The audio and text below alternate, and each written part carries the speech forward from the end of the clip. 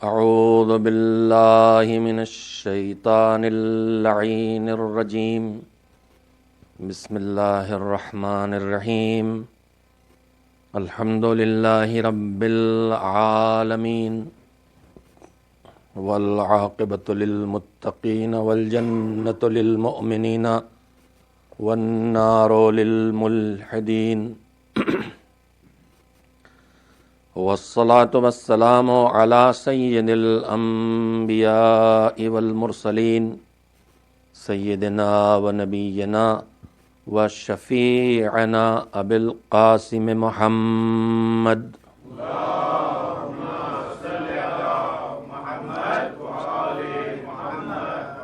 و آلہ الطیبین الطاہرین المعصومین المظلومین واللعنۃ الدائمۃ الباقیۃ علی اعدائہم اجمعین من الآن الی یوم الدین اما بعد فقد قال اللہ سبحانہ وتعالی فی کتابہ المبین وہو اصدق الصادقین وقولہ الحق بسم اللہ الرحمن الرحیم فاقم وجہک للدین حنیفا فطرۃ اللہ التی فطر الناس علیہا لا تبدیل لخلق اللہ ذالک الدین القیم ولکن اکثر الناس لا یعلمون۔ صلوات بھیجیے محمد و آل محمد۔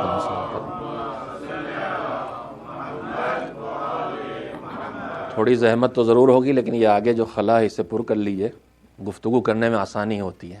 ایک صلوات بھیجے محمد و آل محمد۔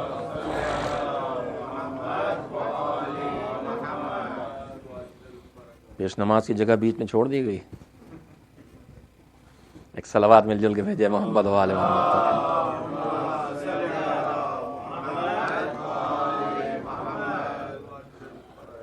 بیلنس بٹوین دین اینڈ دنیا، دنیا اور دین کے درمیان بیلنس، توازن، اس عنوان پر یہ مجالس رکھی گئی تھیں۔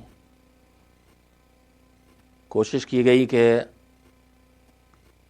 جتنا ممکن ہو ایسی باتیں پیش کی جائیں جو ہم سب کے لیے زندگی میں ضرورت ہے جن کی، اور جن کی طرف متوجہ ہونا مومن کے لیے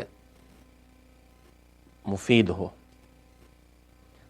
آپ حضرات کا شکر گزار ہوں کہ روزانہ بدل بدل کے صحیح بہرحال سننے کے لیے آتے رہے۔ عزیزان محترم، آج آخری سلسلہ ہے اس گفتگو کا۔ میں نے آپ حضرات کی خدمت میں یہ بات عرض کی تھی کہ دین اور دنیا کی کوئی لڑائی اور دشمنی نہیں ہے۔ دین آیا ہی ہے ہماری زندگی کو سنوارنے اور سدھارنے کے لیے۔ اگر ہماری زندگی صرف عالم زر کی ہوتی یا آگے عالم برزخ کی ہوتی اور آخرت کی ہوتی اور دنیا کی زندگی ہماری زندگی نہ ہوتی تو دین اور دنیا کو الگ کر دیا جاتا اور یہ سمجھا جاتا کہ دین اور دنیا کی لڑائی ہے۔ لیکن دین ہماری زندگی کے لیے آیا ہے، اور ہماری زندگی کے بہت سے حصے ہیں جہاں سے ہم شعور کے مرحلے میں داخل ہوتے ہیں۔ اس کے دو حصے ہیں اس زندگی کے جہاں ہم صاحب شعور ہوتے ہیں، ہمارے پاس سمجھ ہے، عقل ہے۔ ایک یہ دنیا کی زندگی ہے، اور ایک اس کے بعد آخرت کی زندگی ہے۔ فرق صرف اتنا ہے کہ اسی دنیا کی زندگی میں دنیا کی زندگی کے ضروریات بھی پورے کرنا ہے، اور اسی دنیا کی زندگی میں ہی آخرت کی زندگی کا انتظام بھی کرنا ہے۔ مولا کائنات امیر المومنین علی بن ابی طالب علیہ السلام کا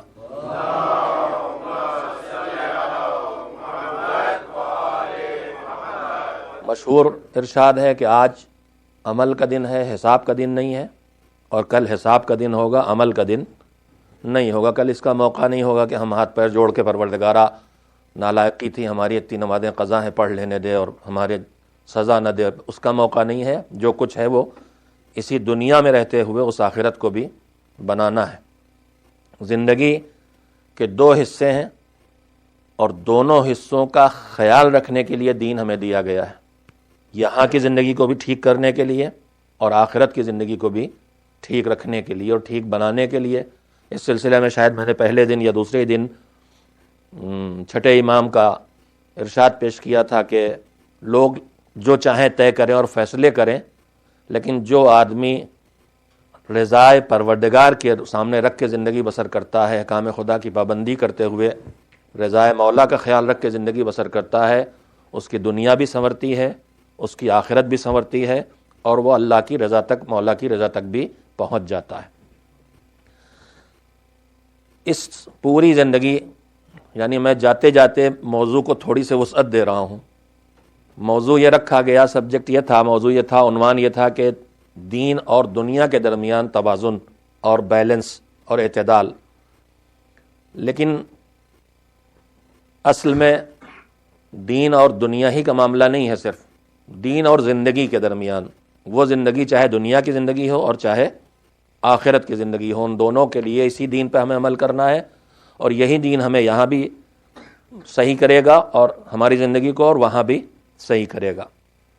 عزیزو، جہاں تک بیلنس کی بات ہے تو اگر آپ متوجہ ہوں صرف، تو پورا جو یہ سسٹم ہے، پوری کائنات ہے، یہ ساری کی ساری ٹھیک ٹھاک اسی لیے چل رہی ہے کہ اس میں ہر جگہ بیلنس ہے، اور پروردگار عالم نے بھی دین میں بھی ہر جگہ بیلنس رکھا ہے۔ اگر آپ کو دین کہتا ہے کہ عقیدہ درست کرو، صحیح عقیدہ اپناؤ، تو فوراً کہتا ہے اور اس عقیدے کے مطابق عمل بھی کرو، خالی توحید کا اقرار نہیں کراتا ہے۔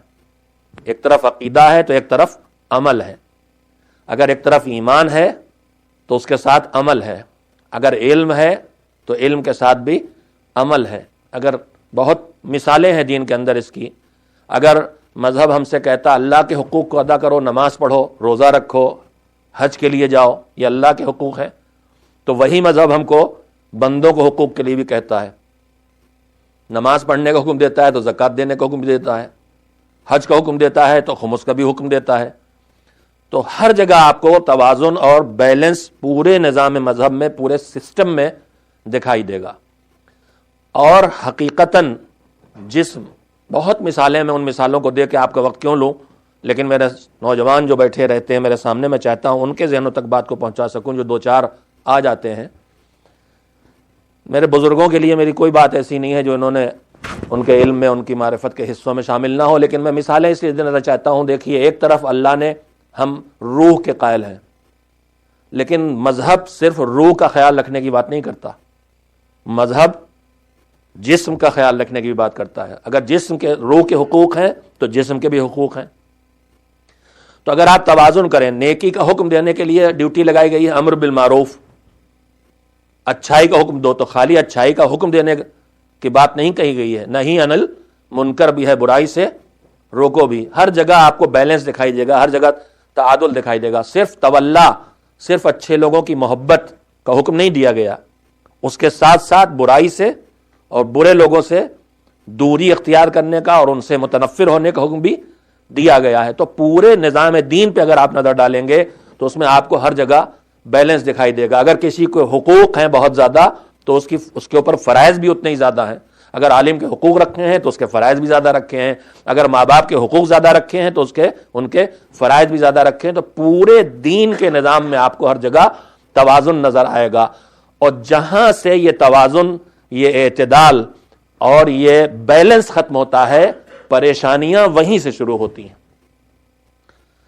میں نے ایک ارشاد اپنے 8ویں امام حضرت علی رضا علیہ الصلوۃ والسلام کا آپ کے سامنے رکھا تھا۔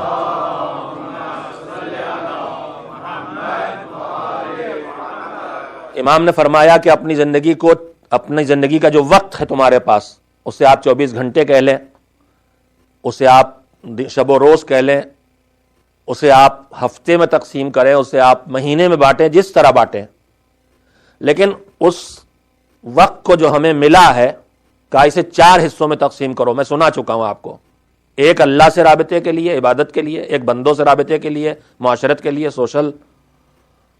سوشل ہونے کے لیے، ایک اپنی روزی کمانے کے لیے جس کے بغیر ہم جی نہیں سکتے، اور ایک اللہ نے جو ہماری زندگی میں نعمتیں وافر مقدار میں دی ہیں اور جن میں لذتیں ہیں، ان جائز مزوں کو اور جائز لذتوں تک اپنے آپ کو پہنچانے کے لیے، یہ بات میں آپ کی خدمت میں کہہ چکا ہوں، اس وقت جو بات کہہ رہا ہوں وہ یہ ہے میرے عزیزوں کہ زندگی کی پرابلمز تب شروع ہوتی ہیں جب اللہ کے دیے ہوئے اس سسٹم میں جس کا نام دین ہے، اس میں جو اللہ نے بیلنس رکھا ہے، وہ بیلنس جب ہمارے ہاتھوں سے چلا جاتا ہے۔ میں آپ سے ایک چھوٹا سا سوال کروں، ایک چیز ہوتی ہے تصویر، فوٹو، پکچر کیمرے سے کھینچی گئی، موبائل سے کھینچی گئی، تو چاہے وہ اتنی چھوٹی سے ہو پیپر پہ، میں 6 فٹ کا آدمی ہوں، میرا ڈائمینشن کچھ اور ہے اور تصویر میں وہ کچھ اور ہو جاتا ہے، لیکن وہ تصویر دیکھتے ہی مجھ تک پہنچا دیتی ہے دماغ کو۔ آپ کی تصویر میرے ہاتھ میں، تصویر کا سائز 1 انچ بائی 1 انچ ہے، چھوٹا سا موبائل میری جیب میں، اس کے اسکرین پر چھوٹی سی تصویر آپ کی آئی ہے، لیکن میں اسے کہوں گا یہ بڑی اچھی تصویر آئی ہے۔ اچھی تصویر آئی ہے کیوں؟ کان تو اتنے چھوٹے کر دیے، جتنے بڑے میرے کان ہیں ان سے تو بہت چھوٹے ہو گئے اس تصویر میں، جتنی میری آنکھیں اس سے بہت چھوٹی ہو گئی۔ آپ کہیں گے نہیں، جو توازن اور جو بیلنس تمہارے وجود میں تھا، تمہارے جسم میں تھا، وہی توازن اور وہی بیلنس برقرار ہے اس میں، وہی باقی ہے، اسے تصویر کہتے ہیں۔ اچھا تصویر تو بات واضح ہے بالکل، کارٹون کس کو کہتے ہیں؟ کارٹونسٹ جب کارٹون بناتا ہے، ہمارے ہاں سیاسی کرداروں کے کارٹون بہت بنائے جاتے ہیں، وہ پہلے دیکھتا ہے پورے وجود کو انسان کے کارٹون بنانے کے لیے، اس کے بعد اسے لگتا ہے کہ اس میں کون سی چیز تھوڑی سے دوسرے چیزوں کے مقابلے میں بڑی یا چھوٹی ہے۔ اب کسی کی ناک ذرا سے، اس نے ناک لمبی کر دی، کان چھوٹے کر دیے، کان بڑے بڑے بنا دیے، ناک چھوٹی کر دی، ہاتھ لمبے لمبے کر دیے، پیر چھوٹے چھوٹے کر دیے۔ تو کارٹونسٹ کارٹون بناتا کیسے ہے؟ جو پیدائشی اور فطری توازن اور بیلنس ہے اس کو بگاڑ کے بناتا ہے، اس بیلنس کو بگاڑتا ہے، جہاں کہیں بڑھا دیتا ہے اور کہیں گھٹا دیتا ہے۔ میرے عزیزو، اس زندگی کا بیلنس اگر ہاتھوں سے نکلا، وہ بیلنس جو دین نے ہمیں دیا ہے، جس نے اس میں کہا ہے تمہیں ان سارے کاموں کے لیے وقت نکالنا اور یہ سب تمہیں کرنا ہے، وہیں سے زندگی کی سچی تصویر غائب ہونا شروع ہو جاتی ہے اور انسانی زندگی کارٹون بننے لگتی ہے۔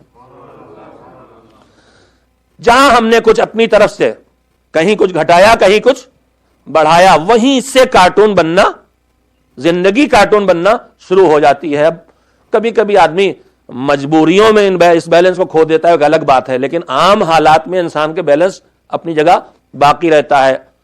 خطیب اعظم مولانا سید غلام عسکری علی اللہ مقامہ، جن کا تذکرہ میں آپ سب کے سامنے روز ہی کرتا ہوں، اس لیے کہ میں نے برس کیا کہ یہ ابھی جو تنظیم المکاتب کا ذکر ہوا، الحمدللہ اس وقت تقریباً 1200 مکتب میں 50,000 کے قریب بچے، 48-49,000 بچے، جس میں 35 اسکول بھی ہیں، 2 انٹر کالج بھی ہیں، گرلز کالج بھی ہے، حوزہ بھی ہے بچوں کا، لڑکوں کا، لڑکیوں کا۔ 150 سے زیادہ اسٹوڈنٹس ہمارے قم میں زیر تعلیم ہیں، 15 کے قریب نجف میں زیر تعلیم ہیں۔ بہت سے بچوں نے ہماری یونیورسٹیز میں ہمارے یہاں سے نکل کے جا کے ایم اے اور پی ایچ ڈی کیا۔ ہمارے اسٹوڈنٹ کو ہم جو عالم بنا رہے ہیں ان کے لیے 12th کلاس تک کی وہاں کے انگلش کا اسٹینڈرڈ، جو ہائی اسٹینڈرڈ CBSE کورس کہلاتا ہے سینٹرل گورنمنٹ کا، وہ رکھا ہے، کمپیوٹر ایجوکیشن رکھی ہے، انگلش اسپیکنگ کورس رکھا ہے۔ یہ سارا کار خیر جو ملک کے 17 صوبوں میں اسٹیٹ میں چل رہا ہے، بنگال کی کھاڑی سے، بنگلہ دیش کے کنارے سے، کرگل کی چوٹیوں تک، اس کار خیر کی بنا غلام عسکری نے رکھی تھی، جن کا اپنا کوئی بچہ نہیں تھا، جن کے اولاد نہیں تھی۔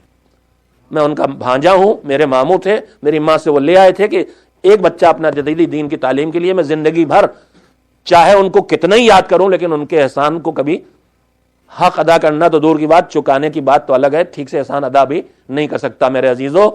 تو ان کے جملے میں کبھی کبھی آپ کے سامنے دوہرایا کرتا ہوں، جیسے میں نے کل کہا تھا یا پرسوں کسی دن کہ کسی نے عذر کیا کہ نماز کیا کریں پڑھ کے، میرا مجمع روز بدلتا ہے، اس لیے مجھے مجلس دہرانے میں پریشانی نہیں ہے۔ ایک صلوات بھیجیں محمد علیہ۔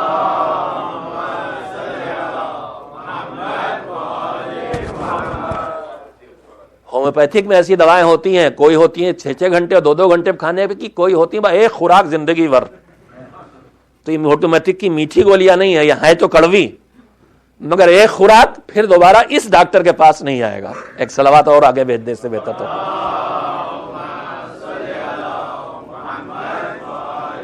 ان کا جملہ سنایا تھا پھر دوہرا دوں. کسی نے کہا مولانا کیا کریں نماز پڑھ کے دنیا کی ہر بھولی چیز تو اسی نماز میں یاد آتی ہے.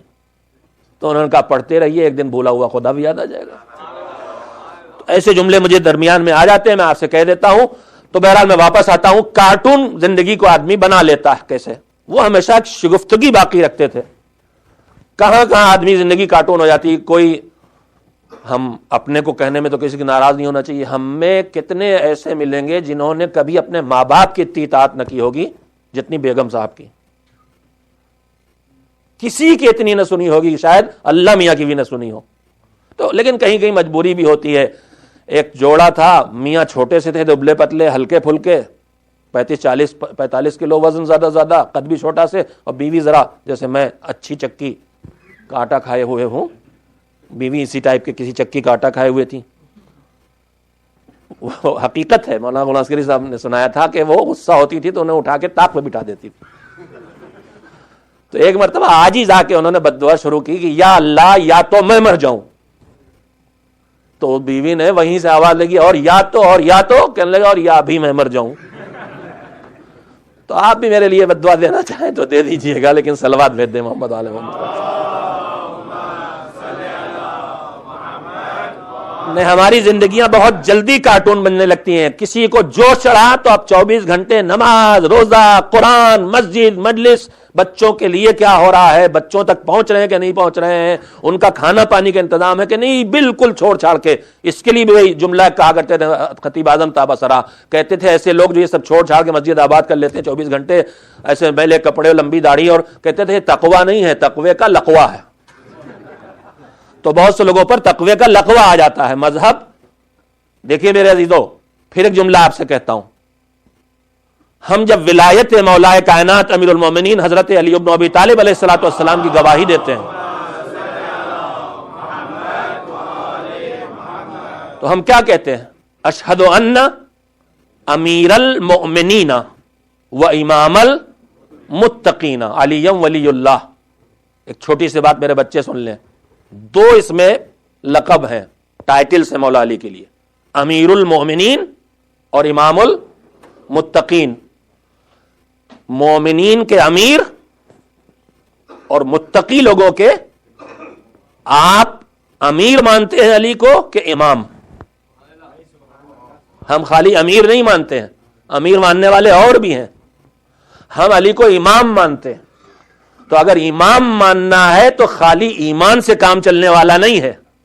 امام ماننا ہے تو پھر اپنے آپ کو تقوی کی راہ پر ڈالنا ہوگا, باعمل بننا پڑے گا. ایمان چاہے کتنا ہی مضبوط ہو, مگر کتنا ہی مضبوط ایمان والا آدمی ہو, وہ مومن ہی تو کہلائے گا, متقی تو نہیں کہلائے گا. متقی تو وہی کہلائے گا جو تقوی کی راہ پر آئے. تقوی کم سے کم ہمارے چھٹے امام کی زبان میں یہ ہے کہ اللہ جہاں بلائے وہاں سے غیر حاضر نہ ملو, اور جہاں تمہیں دیکھنا ناپسند کرے وہاں موجود نہ ملو. اور آسان لفظوں میں تقوی کی پہلی اور کم سے کم منزل یہ ہے کہ کوئی واجب چھوٹنے نہ پائے اور کوئی حرام کام ہونے نہ پائے. چلیے جب جملہ پورا کر دیا تو صلوات بھی پڑھ دیے.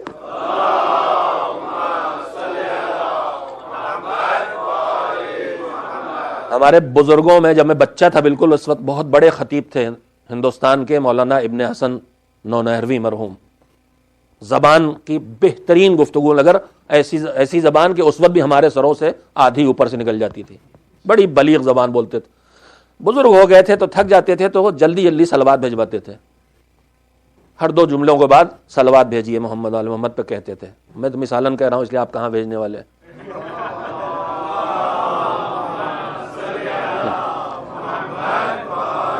ہمارے خوجا برادران یہاں تشریف فرمائیں, یہ گجرات سے مہاراشٹر سے ہی افریقہ گئے ہیں, پیدا تو وہی ہوئے ہیں, ان کے والد ہوں دادا ہوں کوئی. تو خوجا مسجد میں مجلس پڑھ رہے تھے, 1 گھنٹے کی مجلس کا ان کو ٹائم دیا گیا تھا.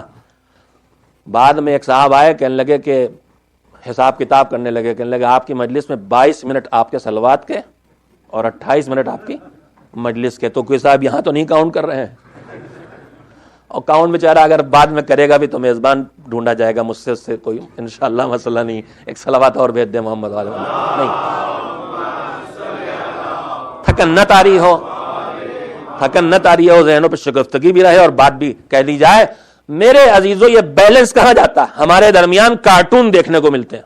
ایک وہ ہے جو ہر وقت لگا ہوا ہے بس سوشل ویلفیئر، معاشرے کی خدمت میں. بہت اچھا کام ہے، بے شک کرنا ضروری ہے، لیکن جیسے ایک وہ مسجد میں مصلی بچھا کے بیٹھ گئے، بیوی بچوں کو چھوڑ بیٹھے تو ان کی زندگی بھی کارٹون ہے، ویسے یہ جو معاشرے کی خدمت میں لگے ہیں، سماجی کام تو سارے ہو رہے ہیں، سوشل ورک تو خوب ہو رہا ہے، لیکن سوشل ورک کرنے والا غریبوں کی مدد، یتیموں کی مدد، بیواؤں کی مدد، یہاں تعلیم، وہاں اسکول، وہاں مدرسہ، مگر کبھی پلٹ کے مسجد آنے کا وقت نہیں ملتا، کبھی مصلی بیٹھ، ہر وقت کام کی جلدی پڑی ہوئی ہے، مسجد سے غیر حاضر، مجلس سے غیر حاضر. یہ بھی زندگی کو کارٹون بنا لیتے ہیں. تیسری قسم وہ ہے کہ روزی روٹی کمانے میں مشین بنے ہوئے ہیں، جن بچوں کے لیے کما رہے ہیں وہ اس کا فائدہ اٹھا رہے ہیں، انہیں اس کا نقصان پہنچ رہا ہے، یہ دیکھنے کی بھی فرصت نہیں، مہلت نہیں ہے، ایک کے بعد ایک جاب، ایک کے بعد ایک جاب. میں آپ سے عرض کروں گا کہ جتنی ضرورت انسان کی زندگی کی ہے وہ کبھی اس سے طے نہیں ہوتی کہ دوسرے کیا کر رہے ہیں، ہمیشہ اس سے طے ہوتی ہے کہ میں کیا کر سکتا ہوں. بات پھیل جائے گی، لیکن ایک بہت کام کی حدیث کا ایک ٹکڑا صرف سن لیں. پروردگار عالم حدیث قدسی میں ارشاد فرماتا ہے کہ میں نے کچھ چیزیں رکھی کہیں ہیں اور آدمی ڈھونڈتا کہیں اور ہے. جب جہاں ہم نے رکھا وہاں ڈھونڈے گا نہیں تو ملے گا کہاں؟ مثال کے طور پر آپ آئے، یہاں گاڑی سے آئے تھے، اب ڈھونڈ رہے ہیں چابی کہاں گئی، چابی کہاں گئی، چابی کہاں گئی، اس پورے حال میں ڈھونڈ رہے ہیں. حالانکہ جب وہاں باہر شوز اتار رہے تھے اور کوٹ اتار کے ٹانگ رہے تھے تو اس وقت وہیں ہاتھ سے چھوٹ گئی تھی. اب یہاں آپ ڈھونڈتے رہیے زندگی بھر، یہاں تو ہے نہیں تو ملے گی کیسے؟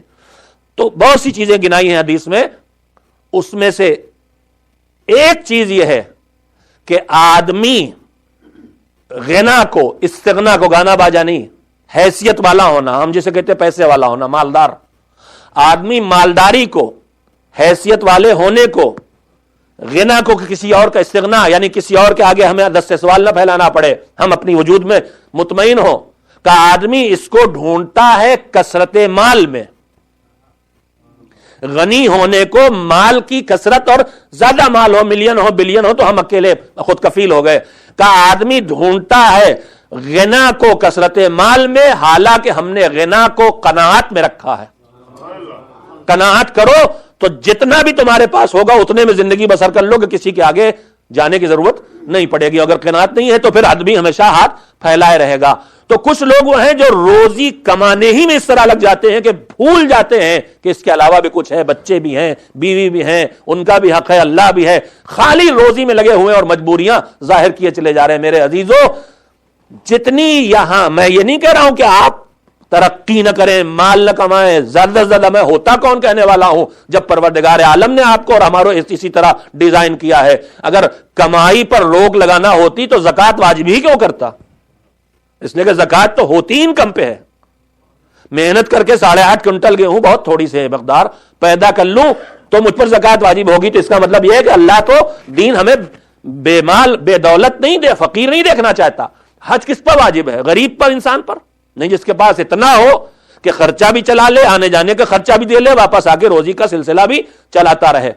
تو مال کمانا، دولت کمانا، زیادہ سے زیادہ کمانا، کل میں نے اس کے سلسلے میں بھی روایت آپ کے سامنے پڑھی تھی کہ مقصد کیا اس کا، بچوں کی زندگی میں وسعت پیدا کرنا ہے، غریبوں مدد کرنا ہے، تو یہ آخرت کی فکر ہے، دنیا کی فکر نہیں ہے. لیکن اس میں بھی توازن کی ضرورت ہے. اتنا نہ لگ جائیں کہ سنڈے والے پاپا بن جائیں. ہر جگہ ہم اگر دیکھیں ہمارے معاشرے میں کارٹون. میں اس میں آپ سے کہنا یہ چاہتا ہوں کہ اسلام نہ افراط کو پسند کرتا ہے نہ تفریط کو، ایکسٹریم پہ جانے کو، نہ ایکسٹریم پر آگے جانے کو پسند کرتا ہے نہ نیچے جانے کو. نہ اسے غلو پسند ہے نہ اسے تقصیر پسند ہے، اعتدال پسند ہے. اور مذہب نے جو علم اخلاق ہمیں پڑھایا ہے اس میں اگر آپ غور کریں تو جتنی چیزیں انسان کی اچھی صفتیں کہلاتی ہیں، مولانا عالم دین تشریف فرما ہے، جتنی چیزیں انسان کی اچھی عادتیں کہلاتی ہیں، شجاع ہونا، بہادر ہونا، سخاوت مند ہونا، جتنی ایسی چیزیں جو اچھے اخلاق انسان کے کہلاتے ہیں، اس میں علم اخلاق میں کہا جاتا ہے کہ ان کی زیادتی بھی برائی ہے اور ان کی کمی بھی برائی ہے. اور اس صفت کا نقطہ اعتدال پہ، بیلنس پہ، پوائنٹ پہ آنا انسان کے کمال بنتا ہے. مثلا بہادری کمال ہے. بہادری دو خرابیوں کے درمیانی پوائنٹ کا نام ہے. بیچ میں ایک پوائنٹ ہے، دونوں طرف 2 پوائنٹ اور ہیں، اور دونوں سے اس کا گیپ ایک ہے. جب درمیان میں آئیں گے تو اچھی صفت بنے گی ورنہ بری صفت. بہادری کا ایک کنارہ جہاں نیچے جا رہے ہیں وہ ہے بزدلی اور ڈرپوک پنا. میں بہادری کے لفظ بول رہا ہوں، اس کے بجائے شجاعت مجھے کہنا چاہیے. شجاعت ہے انسان کا حسن، انسان کا کمال. مگر یہ شجاعت پیدا کیسے ہوتی ہے؟ نہ آدمی ڈرپوک ہو، نہ بزدل، اور نہ اندھوں کی طرح ہر معاملے میں کود جانے والا، جسے عربی کی اور اخلاقی اور علمی زبان میں تحور کہتے ہیں. ہمارے ہاں تو یہ نام بھی رکھ دیا جاتا ہے، آنکھ موند کے پھاٹ پڑے. مذہب ہر جگہ اس کی اجازت نہیں دیتا ہے، بہت سے شرطیں ہیں اس کی، آپ کے تلوار کھینچنے کی ہر جگہ اجازت نہیں ہے، ساکت رہنے کا حکم دیتا ہے مذہب. تو نہ بزدل ہو اور نہ آنکھ بند کر کے پھان پڑنے والا، کود پڑنے والا ہو، درمیان میں شجاعت ہے. اسی طرح سے سخاوت انسان کی ایک اچھی صفت ہے. سخاوت کیسے پیدا ہوتی؟ نہ بہت زیادہ فضول خرچی کرنے والا اور نہ کنجوسی کرنے والا. اسراف اور بخل کے درمیانی پوائنٹ کا نام سخاوت ہے.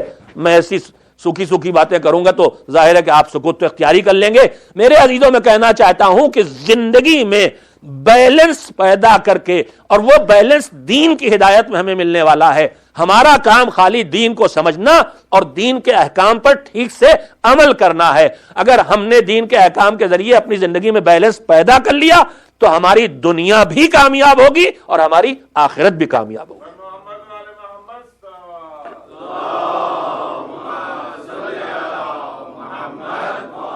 اور یہ بیلنس،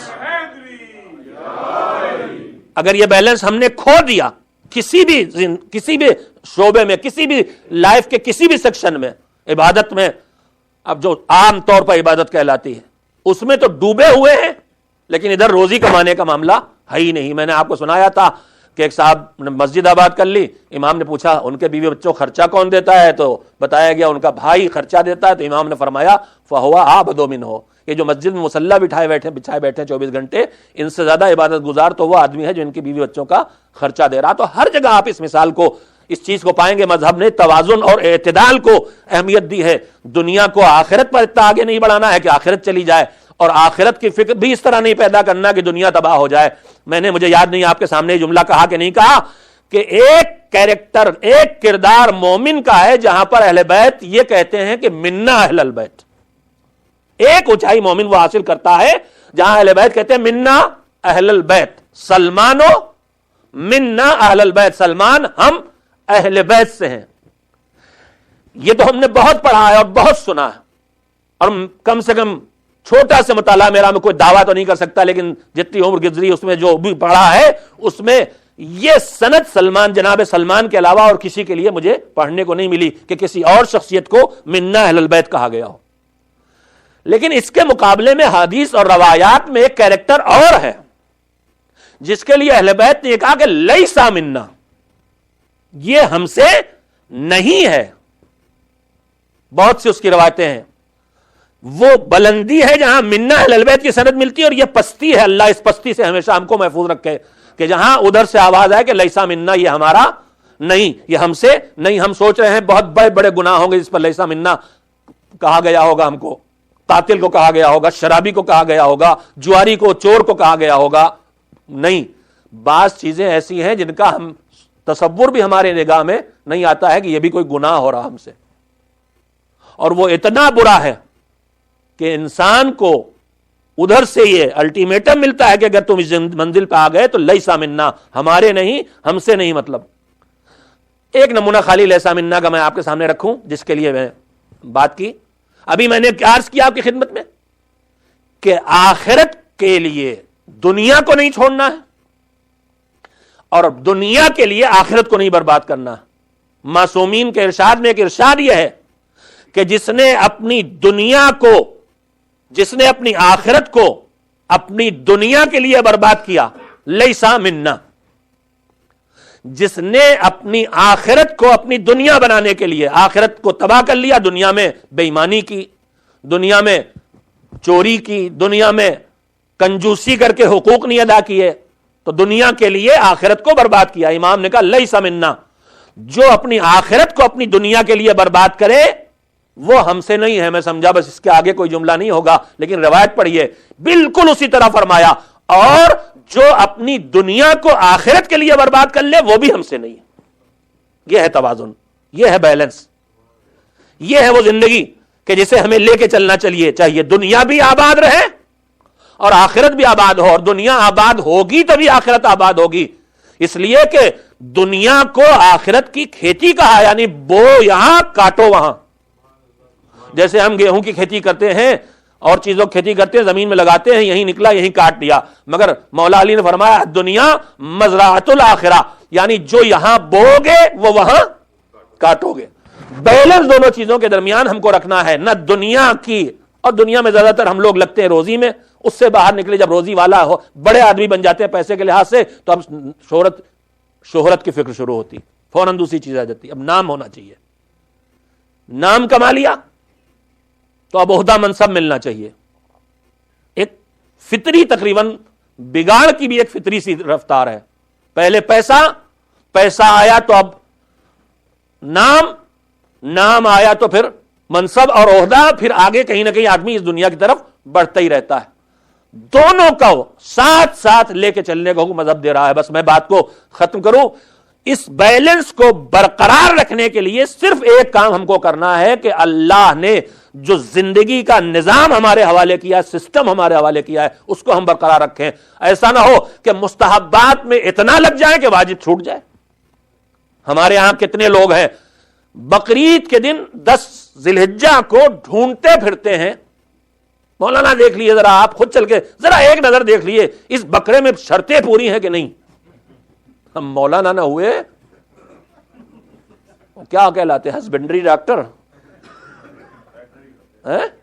ویٹنری، اچھا۔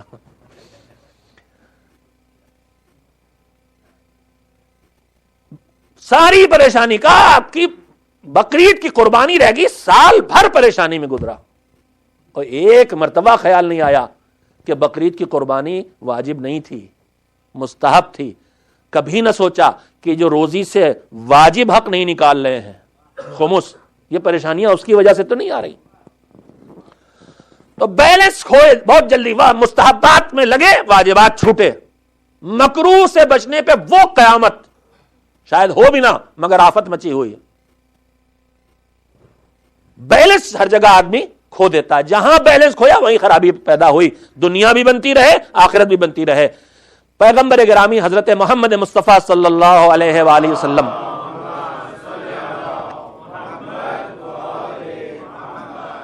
کا سفر معراج کائنات کا سب سے طولانی اور لمبا سفر تھا، نہ اس سے پہلے ہوا نہ اس کے بعد ہوگا۔ جہاں چاند دور کی بات، مریخ اور زہرہ، اور جہاں جی چاہے انسان پہنچ جائے، مگر اب اتنا لمبا سفر ہونے والا نہیں ہے کہ فاصلہ رہ جائے قاب قوسین او ادنا، 2 کمانوں کے برابر یا اس سے بھی کم۔ اتنا طولانی سفر اب نہ ماضی میں پیغمبر سے پہلے کسی نے کیا اور نہ ان کے بعد کوئی کرے گا۔ معراج ان کا خصوصی شرف ہے۔ سفر اتنا طولانی تھا مگر کتنا مختصر تھا۔ آپ جس جگہ تشریف فرما یہاں سے اٹھیں گے تو جہاں بیٹھے وہاں پہ ایک ہلکی سی گرمی ہوگی، کتنے سیکنڈ باقی رہے گی، کچھ سیکنڈز رہے گی۔ بستر پہ لیٹے ہوئے ہیں، بستر ہلکا سے گرم ہو جائے گا، اس کے بعد ہٹیں وہاں سے تو کچھ سیکنڈز میں ہی وہ ختم ہو جائے گا، اس سے زیادہ نہیں رکتا۔ روایت کیا کہتی، پیغمبر نے اتنا طولانی سفر کیا اور جا کے واپس آئے تو بستر کی گرمی بھی کم نہیں ہوئی تھی، ختم ہونا دور کی بات، کم بھی نہیں ہوئی۔ اتنا مختصر سفر، اس لیے کہ مادے کا سفر نہیں تھا، یہ نور کا سفر تھا، نورانی سفر تھا، نور کا سفر تھا۔ اس سفر میں پیغمبر نے جو دیکھا ہے اس میں سے جتنا بیان کیا ہے اس کا تھوڑا سی حصہ ہم تک پہنچا ہے، اور اس کو ہم ان میں سے کسی ایک چیز کو بیان کریں تو ہم کو وقت درکار ہوتا ہے۔ بس میں ایک بات اس سفر کی آپ کی خدمت میں منتقل کرنا چاہتا ہوں تاکہ اس دنیا کے لیے جینے کے ساتھ ساتھ آخرت کے لیے جینا بھی ہم اچھی طرح سے سیکھیں اور ادھر متوجہ رہیں کہ ہماری دنیا بھی بنتی رہے اور آخرت بھی بنتی رہے۔ پیغمبر نے واقعہ اس طرح بیان کیا کہ جناب جبریل کے ساتھ جا رہے تھے تو دیکھا ایک جگہ ایک مکان بن رہا ہے، گھر بن رہا ہے۔ پیغمبر نے پوچھا یہ کیا؟ کہا یہ جنتیوں کا گھر ہے، جس کو جنت ملنا ہے اس کا گھر ہے۔ کون بنوا رہا؟ اللہ۔ کون بنا رہا؟ فرشتے۔ کس مٹیریل سے بن رہا؟ سونے چاندی کی مثلا اینٹیں ہیں اور ہیرے جواہرات کا مسالہ ہے اور ان سے بن رہا ہے، اینٹ پتھر سے، لوہے سے نہیں بن رہا، لکڑی سے نہیں بن رہا، سونا چاندی ہیرے جواہرات ان سے مکانات بن رہے ہیں، مکان بن رہا، بنا کون رہا؟ فرشتے۔ کس کا ہے؟ جنتی کا۔ پھر پیغمبر نے منظر دیکھا کہ کام چل رہا تھا، ایک مرتبہ کام رک گیا، سب ہاتھ پہ ہاتھ دھرے بیٹھے ہیں۔ میں نے کل آپ سے عرض کیا تھا یا پرسوں عرض کیا تھا کہ معصومین کے سوالات اس لیے نہیں ہوتے کہ انہیں جواب نہیں معلوم، معصومین پوچھ کے نہ جاننے والے کو بتانا چاہتے ہیں۔ پیغمبر اگر یہ سوال نہ کرے جبریل سے، پیغمبر تو جانتے ہیں کیا ہے، لیکن پھر ہم تک کیسے پہنچے گا؟ تو کام رک گیا گا، تو جناب جبریل کے سے پیغمبر نے کہا کہ یہ جنتیوں کا گھر ہے، اللہ بنوا رہا، فرشتے بنا رہے ہیں۔ اچھا فرشتے ہیں کون؟ فرشتے وہ ہیں کہ اللہ نے ان کے ذمے جو فریضہ کر دیا وہ اسی میں قیامت تک رہیں گے۔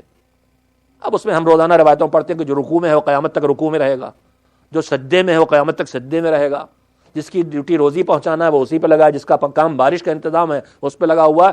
فرشتہ کہتے ہی اس کو ہے کہ جو جس کی زندگی کا کوئی لمحہ عبادت سے خالی نہیں ہوتا اور کبھی اللہ کے حکم کی سرپیچی نہیں کرتا۔ بات آ گئی تو ایک جملہ آپ کو جگانے کے لیے کہہ دوں، میرے خیال میں میرے عزیزو، فرشتے وہ ہیں جو جن کی زندگی کا کوئی لمحہ عبادت خدا سے خالی نہیں ہوتا۔ روایات علماء اسلام، صرف علماء شیعہ نہیں، علماء اہل سنت میں یہ روایت پڑھ لیجئے۔ شیخ عبد القادر جیلانی کی غنیت الطالبین ان میں سے ایک حوالہ ہے، اس میں انہوں نے نقل کیا ہے کہ شہادت حسینی کے بعد آسمان سے 70,000 فرشتے نازل ہوئے جو قبر حسین کا طواف کر رہے ہیں اس عالم میں کہ بال بکھرائے ہیں اور چہرے پر خاک ملے ہوئے ہیں۔ میرا آپ سے صرف ایک سوال ہے، فرشتے کی زندگی عبادت سے خالی نہیں ہوتی؟ طواف قبر حسین یہ فرشتے کر کے بتا رہے ہیں کہ قبر حسین کا طواف بھی اللہ کی عبادت ہے۔ ایک صلوات بھیج دیں محمد و آل محمد۔ اچھا ان کی عبادت کیوں نہیں رکتی اور انسان ان سے افضل کیوں ہے؟ فرشتوں سے اونچا ہے انسان، سب سے اونچا ہے۔ اس کی وجہ، ان کی عبادت نہ رکنے کی وجہ یہ ہے کہ ہماری اور آپ کی، چاہے ہم کچھ کریں، مجلس پڑھیں، مجلس سنیں، نوحہ سنیں، شب بیداری کریں، تبرک پکائیں، جاب کریں، نماز پڑھیں، تلاوت کریں، ہماری زندگی کی کچھ ضرورتیں ہیں جنہیں ہمیں کچھ دیر بعد پورا ہی کرنا ہے۔ بھوک لگے گی کھانا کھانا پڑے گا، پیاس لگے گی پانی پینا پڑے گا، نیند آخر آ کے رہے گی سو ہی جائیں گے، تھکن آئے گی تو چھوڑ دیں گے کام کو۔ تو یہ ساری چیزیں نفس کے ذریعے آتی ہیں ہمارے پاس جو ہمیں مجبور کرتی ہیں کہ ہم اس عمل کو روکیں۔ اس کے باوجود کہ اتنی رکاوٹیں ہماری زندگی میں ہیں، اس کے بعد بھی جب انسان اللہ کی عبادت کرتا ہے تو پھر اللہ اسے فرشتوں سے بھی افضل قرار دیتا ہے۔ فرشتے کے ہاں ایسی کوئی رکاوٹ ہے نہیں، نہ اسے نیند آتی ہے، نہ اسے بھوک لگی، نہ اسے بیوی بچوں کے لیے کمانا ہے، نہ بچہ ہے کہ اس سے پیار کرنے کا دل چاہے، نہ سونا ہے، نفس ہے ہی نہیں، خواہشات ہے ہی نہیں، عقلی عقل ہے فرشتہ، تو اس کے ہاں کوئی رکاوٹ نہیں ہے۔ اس لیے اس کی عبادتیں بہت قیمتی ہیں مگر انسان کی عبادتوں کے مقابلے میں اتنی قیمتی نہیں ہے۔ اسی لیے تو روایت آپ سنتے ہیں کہ جب کسی مومن کا بچہ یا کوئی مومن خود اللہ کے حکم سے دین کا علم حاصل کرنے نکلے، جس کا یہ مطلب ہرگز نہیں ہے کہ مدرسے جائے، جس کا مطلب دین کا علم چاہے مجلس میں حاصل کرنے نکلے، چاہے کتاب خریدنے کے جائے تاکہ اس سے پڑھے، چاہے کسی دوست کے پاس جائے اس سے علمی گفتگو کرے، چاہے کسی مولانا کے پاس جائے، کہا جیسے ہی کوئی بچے مومن دین کا علم حاصل کرنے نکلتا ہے فرشتے اس کے قدموں کے نیچے اپنے پر بچھا دیتے ہیں۔ اتنا اونچا آدمی اٹھ گیا، ابھی اس نے علم حاصل نہیں کیا ہے، علم حاصل کرنے نکلا ہے تو فرشتے اس کے قدموں کے نیچے پر بچھا رہے ہیں۔ تو پھر سوچو عزیزو کہ جو اللہ کی بارگاہ سے یہاں علم پھیلانے کے لیے آئے تھے، جو اللہ کی بارگاہ سے علم لے کے آئے تھے یہاں دینے کے لیے، اگر فرشتے ان کے دروازوں پر خادم بن کے کھڑے دکھائی دیتے ہیں تو اس میں تعجب کی بات کیا ہے؟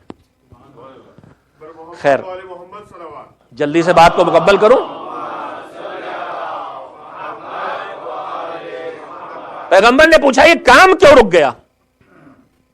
فرشتے ہیں، اللہ کے حکم سے سرتابی نہیں کرتے۔ ہمارے یہاں ہو رہا ہوتا تو ہم کہتے حضور کیا بتائیں آپ سے، یہ جو کنٹریکٹر ٹھیکیدار ہے وہ چلا گیا، اب یہ کام نہیں کریں گے جب تک وہ سر پہ کھڑا نہیں رہے گا، لیکن وہ تو فرشتے ہیں نا۔ یہ کام کیوں رک گیا؟ تو جناب جبریل نے کہا کہ کام اس لیے رک گیا کہ جس مٹیریل سے یہ کام ہو رہا تھا وہ مٹیریل یہاں نہیں آ رہا ہے، اس کی سپلائی رک گئی۔ پیغمبر نے کہا کون سپلائی کر رہا تھا, کون بھیج رہا تھا؟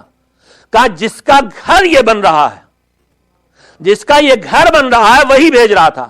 کیا مطلب؟ کہا جب بندے مومن زمین پر کوئی نیکی کرتا ہے تو اس کی نیکی مختلف شکلیں اختیار کر کے جنت کا حصہ بنتی ہیں. جب وہ نیکی روک دیتا ہے تو فرشتوں کا کام رک جاتا ہے, جب وہ نیکی کرنے لگتا ہے تو فرشتوں کا کام شروع ہو جاتا ہے. تو میرے عزیزو, ہم کو اس دنیا میں رہ کے دنیا کی زندگی کو بھی بھرپور طریقے پہ بسر کرنا ہے اور آخرت کی زندگی کا انتظام بھی اسی دنیا میں کرنا ہے. اور اس کے لیے ضرورت ہے دین کا مزاج سمجھنے کی, ضرورت ہے دین کا مزاج پہچاننے کی. ایک طرف ہمارا زور نہ لگ جائے. ہماری زندگی میں طرح طرح کے نمونے دکھائی دیتے ہیں جن میں کوئی بیلنس دیکھنے کو میں نہیں ملتا. کوئی دنیا کے ہر مسئلے کو دعا تعویذ سے حل کرنا چاہ رہا, کوئی بالکل اس کا اپوزٹ دنیا کی ہر مسئلے کو بس اپنی ذاتی کوشش سے حل کرنا چاہتا. نہ اللہ سے مدد مانگنا ہے, نہ معصومین سے سہارا لینا, نہ دعا کرنا. دو کنارے دکھائی دیتے. کہا ہم تو کبھی استخارہ نہیں کرتے. آپ اچھے آدمی نہیں کرتے, بہت قابل ہیں. اور ایک دوسرے جو ہیں وہ مجلس میں بھی جانے کے لیے استخارہ کر رہے ہیں, نماز جماعت میں بھی آنے کے لیے استخارہ کر رہے ہیں. ایکسٹریم, ایک یہ ایکسٹریم, ایک وہ ایکسٹریم. ایک ہے بیمار ہو گیا تو ہاسپٹل میں جو کچھ علاج ہو رہا بس یہی, دعا وغیرہ کچھ نہیں. دوسرا شکر ہے مولانا اس کو کینسر ہو گیا ہے, اس پہ کوئی دعا پڑھ کے پھونک دیجئے. ارے بھائی ضرور دعا کام کرے گی, مگر خدا کے لیے جو تمہیں دین نے راستہ سکھایا ہے کہ بیمار ہو تو پہلے دوا تک جاؤ اور دوا کے بعد دعا کے لیے آؤ. تب یہ دعا یہ کرو کہ یہ دوا کام کرے, دعا یہ کرو کہ دوا کام کرے, یہ نہیں کہ دوا کی جگہ دعا کے لے آئے. تو ہماری زندگی میں بیلنس, طرح طرح کے لوگ کیریکٹر بنائے چلے جا رہے ہیں. ایک نیا فیشن آج کل نکلا ہے, آپ کے سامنے کہہ رہا ہوں. نیا فیشن یہ نکلا ہے کہ ہم 1,24,000 نبیوں کو مانتے ہیں, جن میں سے صرف 36 کے نام, 25-26 کے نام ہمیں قرآن میں ملے اور 38-40 نام ہمیں کل روایات اور تاریخ اور سب شامل کر کے ملے. ایک اجمالی طور پر بس پیغمبر نے فرما دیا جناب ابو ذر سے کہ 1,24,000 نبی اور رسول گزرے ہیں, نبی گزرے جن میں پہلے آدم تھے, ہم آخری خاتم ہیں, اس میں ہم مانتے ہیں ان کو. لیکن ہمارا تفصیل کے ساتھ ایمان جو ہے, باقی کو تو ہم بس ہیں جن کو جانتے ہیں. جناب آدم نبی تھے, ابراہیم نبی, نوح نبی, شیس نبی, جتنے نبی گزرے ان کا نام جو ہمیں معلوم, جو نہیں نام معلوم وہ بھی ان پر ایک ایمان ہے. لیکن اس کے بعد جو ہم مانتے ہیں تفصیل کے ساتھ, تو پیغمبر خدا حضرت محمد مصطفیٰ صلی اللہ علیہ وآلہ وسلم,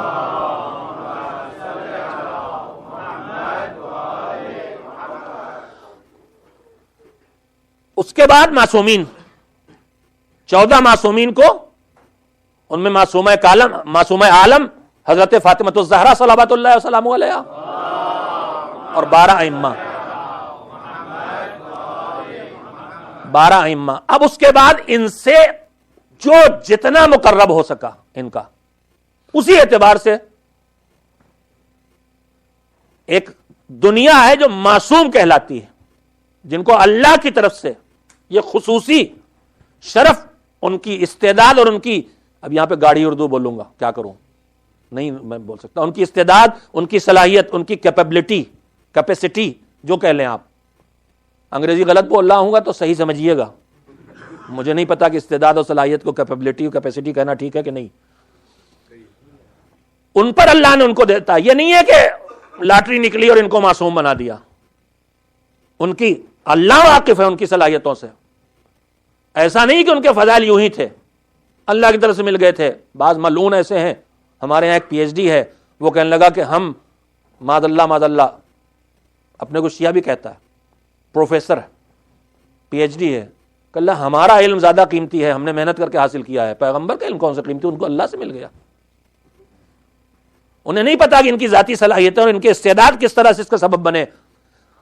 مولا کائنات کا جملہ کیا ہے کہ میرے پیغمبر نے مجھے 1000 باب, چیپٹر جو چاہے کہہ لیں, دروازے علم کے عطا کیے. اور اس کا مولا کیا کہتے ہیں, اور میں نے ہر باب سے 1000 باب کھولے.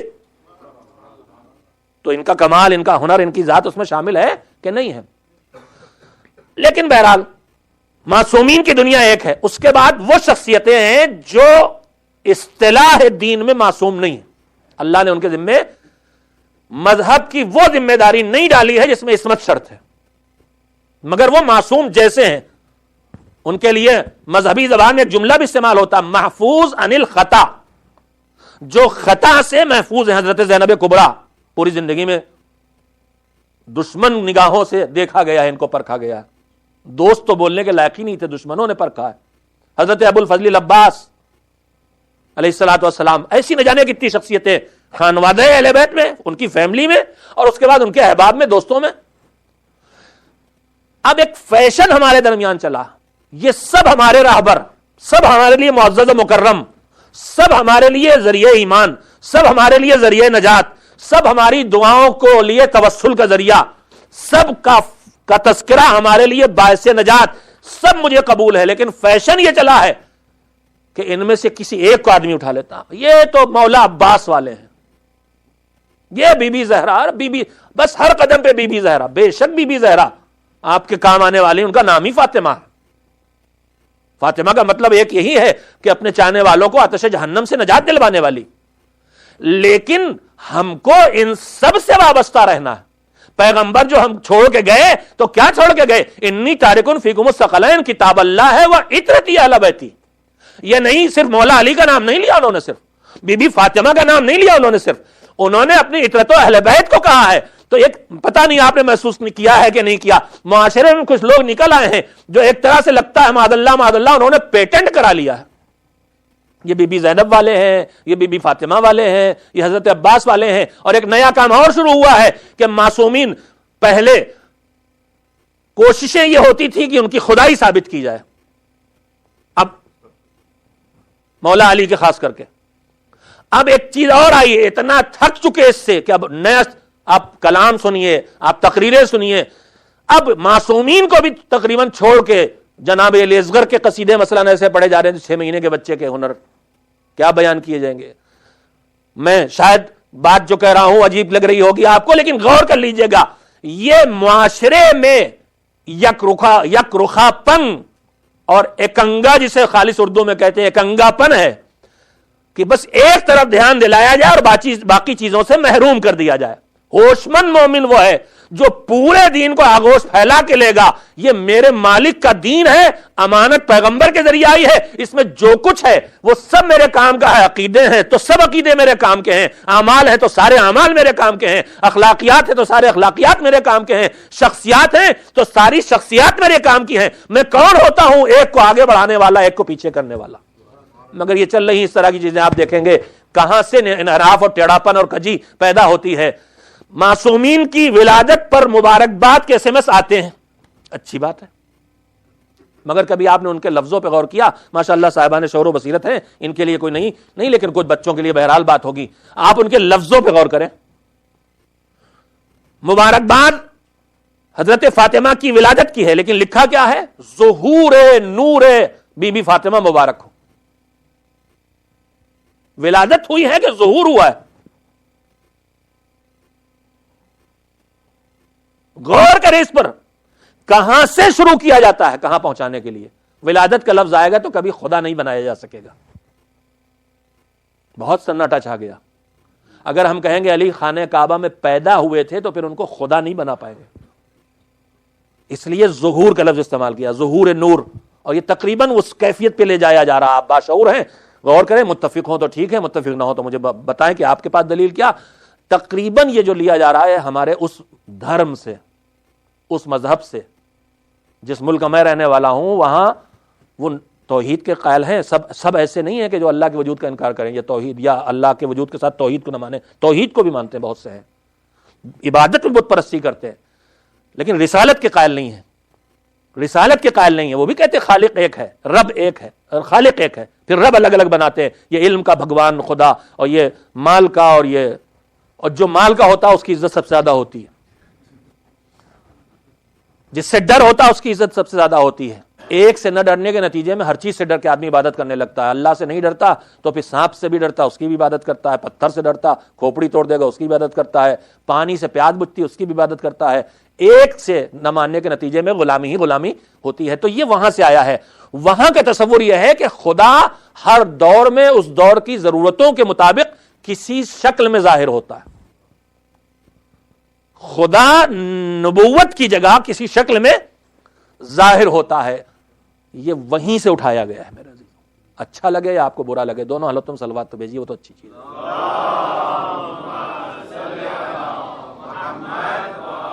میں نے اتنے نمونے آپ کے سامنے صرف یہ رکھنے کے لیے دیے ہیں، آپ ان سے ممکن ہے بات سے متفق نہ ہو، لیکن غور کیا کیجئے اس وقت انحراف، ٹیڑھاپن اور راہ سے ہٹانے کی کوئی تدبیر ایسی نہیں ہے جو ہمارا دشمن جو چھپا ہوا ہے، جو چھپ کے ظاہری ہاتھ گلے کاٹنے کے اور ہیں، لیکن یہ گلے کاٹنے کے ہاتھ تیار کرنے والا دشمن بہت پیچھے چھپا بیٹھا ہے، وہ بہت چالاک ہے. آپ کو اس چالاک دشمن کو پہچاننے کی ضرورت ہے اور اس کی چالوں کو پہچاننے کی ضرورت ہے.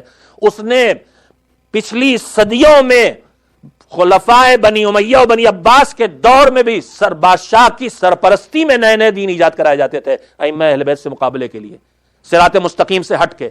ان صدیوں کی اسٹڈی کر کے آج وہ سارے انحراف اور ٹیڑھاپن جو صدیوں میں انہیں ڈھونڈے ملے وہ سب دوبارہ زندہ کرائے جا رہے ہیں، دورہ وارہ واپس لائے جا رہے ہیں. اسی لیے کہیں اخباریت کا فتنہ کھڑا ہو جاتا ہے، کہیں ظہور نور کی مبارکباد شروع ہو جاتی ہے، کہیں علی اللہ کے الفاظ شروع ہو جاتے ہیں، کہیں نماز میں شہادت ثالثہ کی بحث چھڑ جاتی ہے.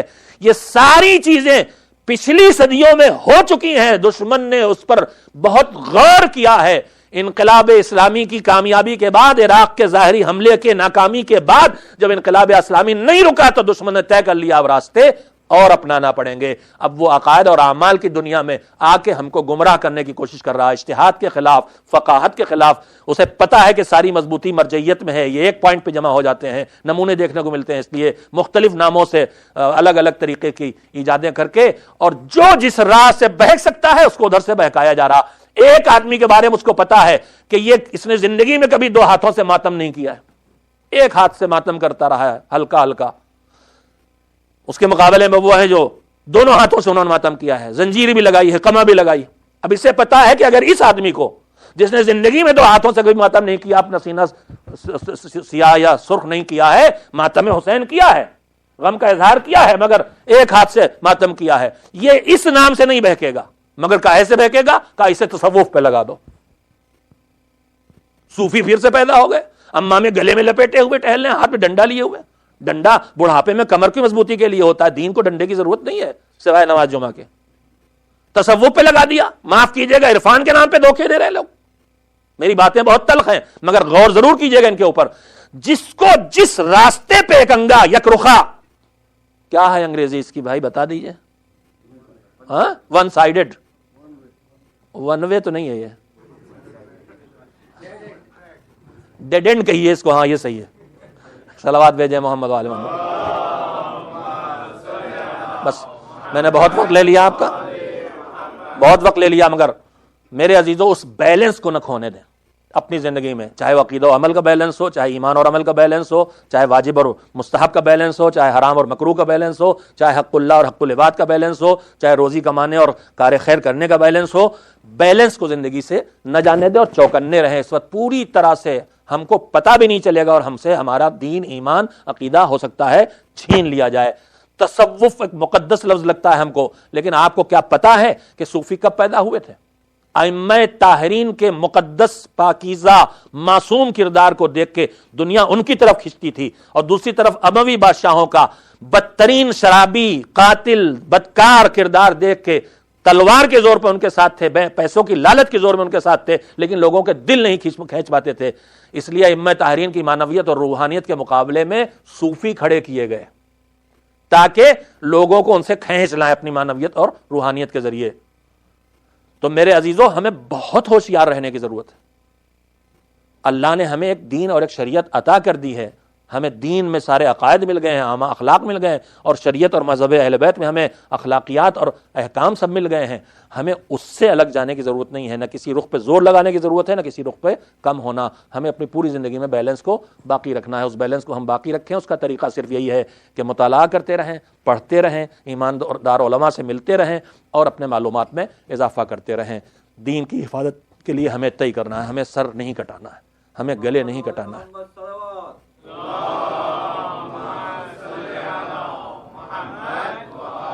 ہمیں ہر نئی چیز کے پیچھے دوڑ نہیں پڑنا ہے. اپنی ہوش مندی، مومن کی فراست، روایات میں ہے فراست مومن کا ایک لفظ آیا ہے. مومن کے لیے ایک سوراخ سے 2 مرتبہ نہیں ڈسا جاتا.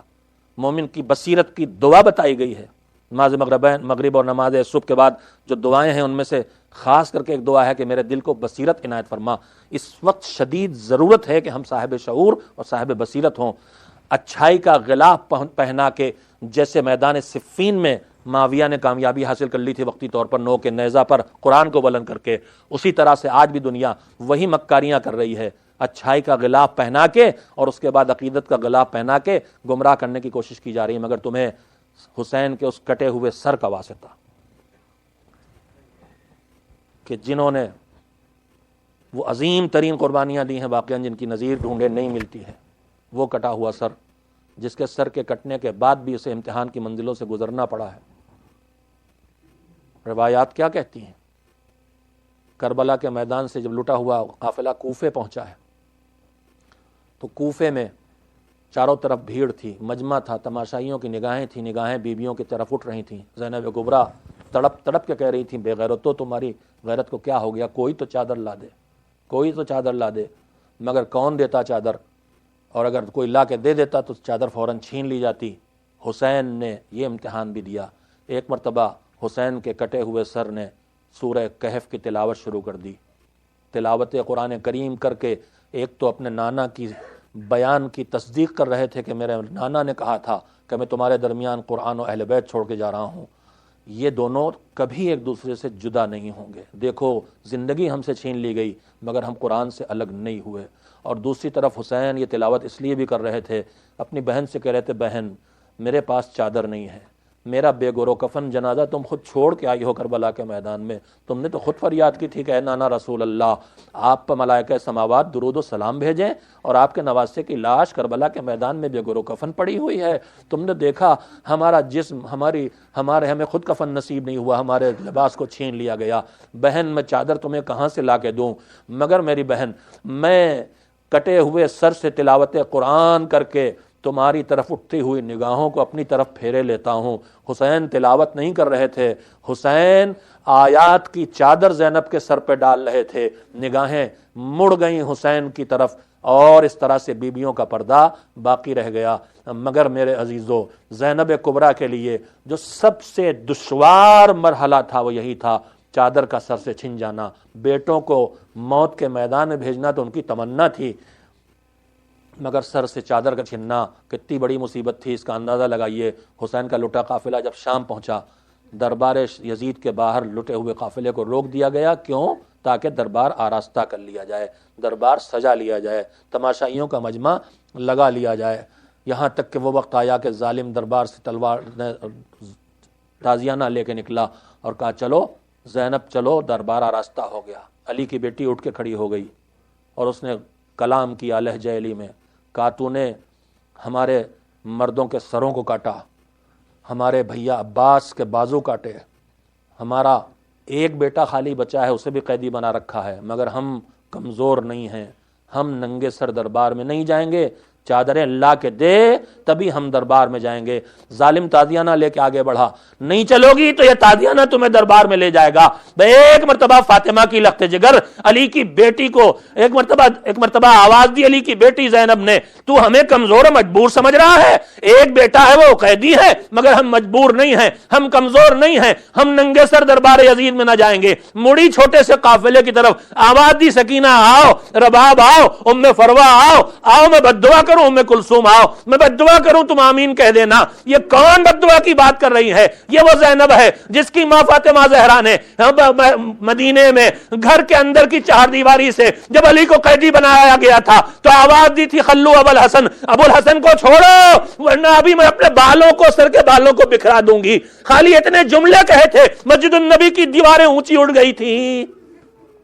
یہ اسی فاطمہ کی بیٹی ہے، ابھی بددعا کرے گی سب تباہ ہو جائیں گے، آؤ میں بددعا کروں تم آمین کہنا۔ بیبیاں سمٹنے لگی کہ ایک مرتبہ زینب کبریٰ کے کانوں میں زنجیروں کے کھنکنے کی آواز آئی، مڑی بیٹا کیا کہنا چاہتے ہو؟ کہا پھوپھی اماں بڑے سخت امتحان آپ نے دے لیے، بڑے مرحلوں سے گزری، ایک اور دشوار مرحلہ ہے، اس سے بھی گزر جائیے۔ پھوپھی اماں ہمیں اپنا پیغام، اپنے بابا کا پیغام دنیا تک پہنچانا ہے، ننگے سر دربار میں جانا قبول کر لیجئے تاکہ بابا کا پیغام پہنچ جائے۔ اٹھے ہوئے ہاتھ زینب نے گرا دیے، مالک تیری اسی میں رضا ہے تو زینب یہ قربانی بھی دینے کے لیے تیار ہے۔